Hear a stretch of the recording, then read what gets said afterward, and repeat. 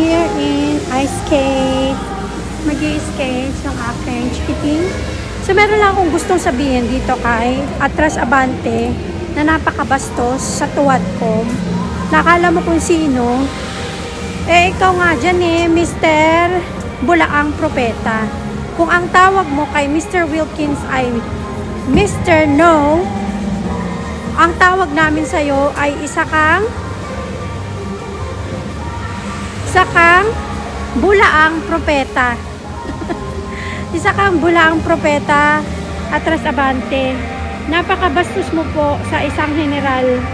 Kaya dapat lang nabastusin ka at you don't deserve to be respected. Hindi ka po dapat kagalang-galang kasi bastos ka po. Yes po, ikaw po, Mr. Atras Abante Dila, ikaw po ay bastos. Yes po, ikaw po yan. Wala nang iba pa.